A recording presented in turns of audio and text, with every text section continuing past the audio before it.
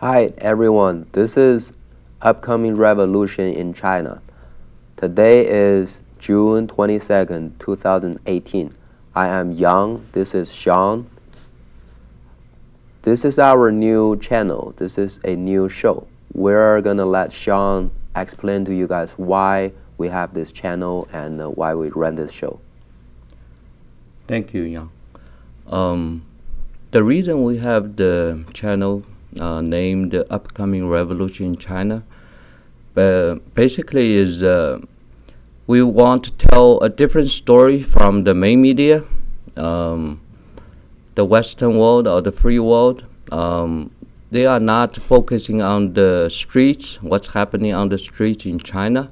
So that's why we want to show people what's really going on in China. Now, because the self-media, so we have easily can access the videos and on the street.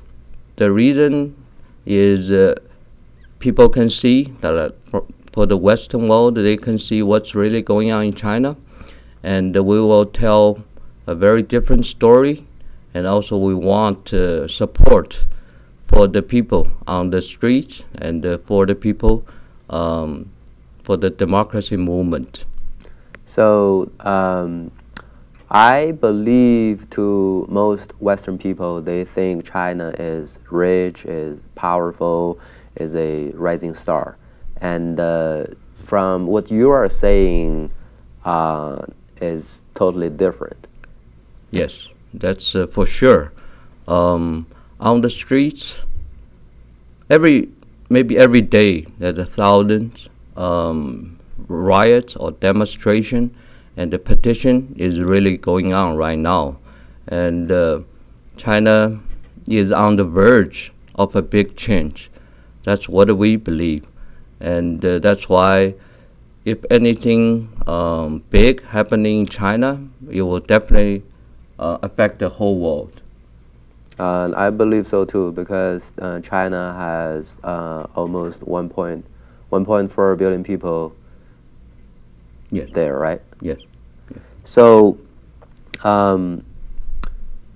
in your opinion, do you think the Western people, they care about what's going on in China? Yeah, for sure. And they should be, because China is now a very viable and economic force for the world. And the reason some people maybe let's say the foreign the companies, what they want is a little bit different from the Chinese people. The company, they probably just want maybe low cost labor, and but the Chinese people, they want a better living. And sometimes it's not very coordinated very well, because people work very hard, but they don't share the profits. So for example, like how many hours do they have to work? Like how much do they get paid? You have like any general idea? They have a very bad situation in China, for the worker. You can see even the teacher, recently they are on the streets because they're demanding more pay. The dollar-wise, it's probably shocking.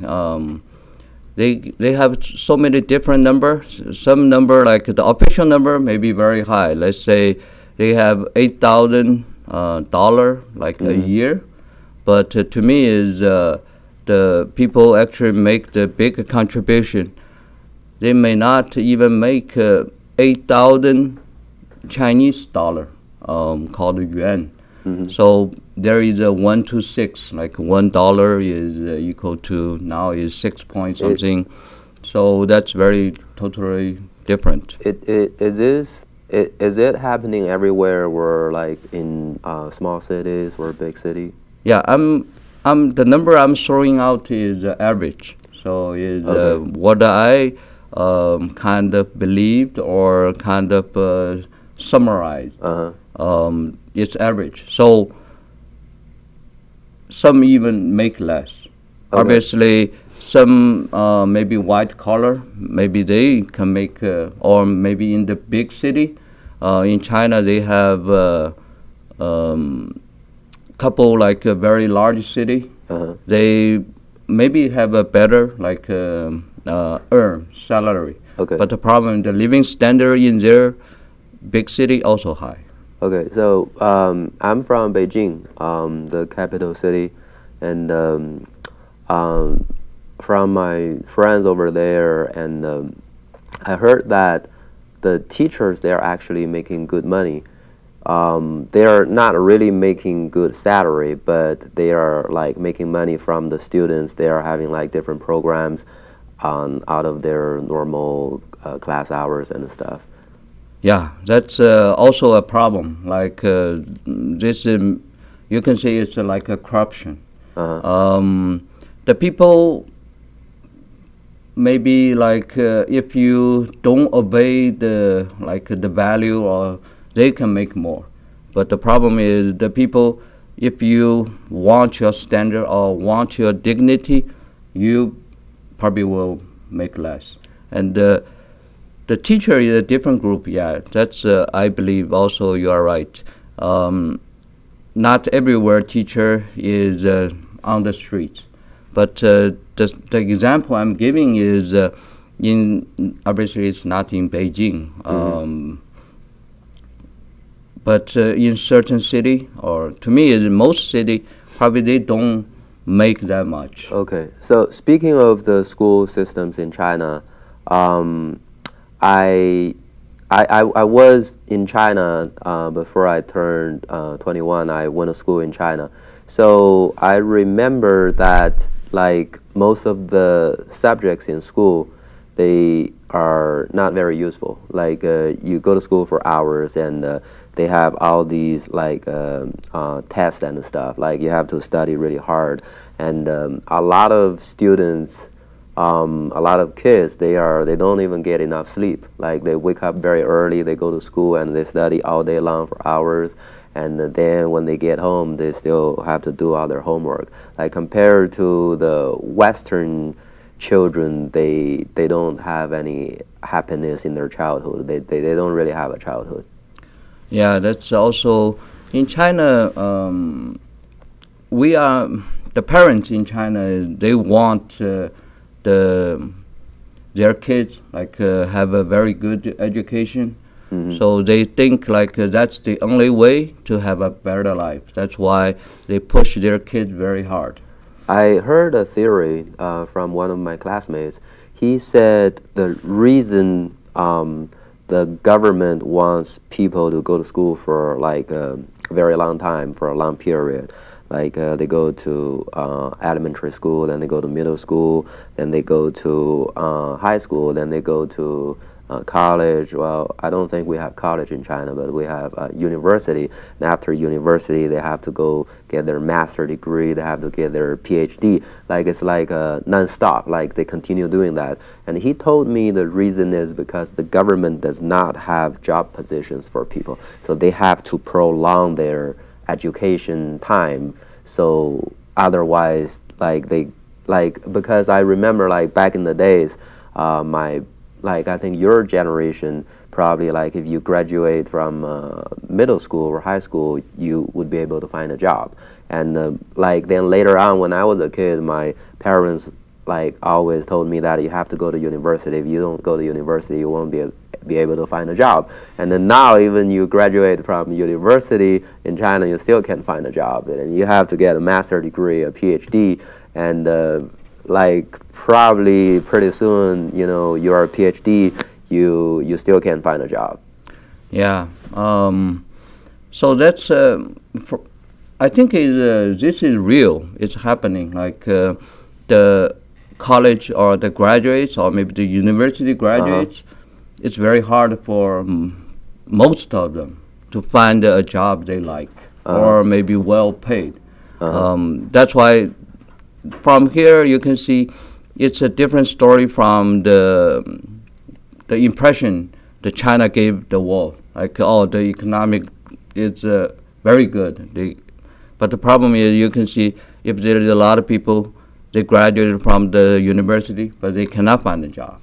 And they cannot find a well-paid job. So that's also tell us a real story in China. It's the people is the students is having problem, like the economy, like development is have a certain weak point. I'm thinking maybe a very actually tell us a very large problem. Speaking of school system, again, a couple of days ago I saw on the news, it caught my attention. It says the universities in China have become the high-end brothel. Yes, yes, yeah. That's you can see. Maybe if you like using your body, like even in school, can make you good money, and the graduates or maybe the senior or the students in the university, they are like a better commodity for the rich group in China, or like for the elite society. They want to have that kind of commodity. That's another point you can see. There is a very deep problem in China. Yeah, it's very bad that the girls in the university, they are not really studying, and they are actually trying to find somebody rich, somebody has power, so they can leech off them, and they can buy expensive products and stuff. Yeah, that's to me is obviously this kind of problem is not new. Like is not only happening like now in China. This is but the real problem is you can see the society. It's very hard for people have real like capability to work to find a good paid job. So that's why people or like they just take a shortcut, like for certain maybe good looking. So you think people are struggling in China? It's not like what the Western people believe. China is rich, China is powerful. They're starving, they're struggling, they're trying to survive. It's on a survival level. It's really hard. Yeah, that's what I'm saying. The situation, or like you are telling this is a wild spread. Not only like one university, probably a lot of universities have this kind of problem. So it's obviously certain people may have maybe low moral, but most people probably not. So, but the problem is like everywhere, like in all kinds of universities. So it tell us this is social problem. It's tell you a real story under the Communist Party rule. You're saying that they don't have a choice. It's not only about their morality. It's something that they have to do certain things to make money for their living. Sure. Yeah, that's why I'm saying. And they have rich people in China. They want to pay for that, and so you can see it's like if you cannot find a good job, and how can you make a living? So that's most probably like the students. Yeah, they happening just try to make a better life, or maybe just it can survive. Like otherwise, it's very hard to just make a living. So what will happen to all these people? Like here, we're in Las Vegas. We see a lot of Chinese tourists, and they have all the fancy clothes, jewelries, and LV purse and stuff. They all look rich. Like, yeah, this is a question. Like Chinese people, they want to look good on the face. Yeah, they call the saving face. That's why they can probably just they don't want to spend a lot on the other things, but they may want like luxury things. So that's why most people probably like that. So they just cut corner on the living thing, but they just buy fancy stuff. But this is on another level. But the other one is the people actually can go overseas. They are definitely better living like than the common people. A lot of people, or majority of people, they cannot travel overseas. What's the percentage you think, in your opinion? Like how many people are rich, how many people are poor in China, or anyone in the middle, in between? To me, the rich, the top one, maybe only 1%. 1%? Or less.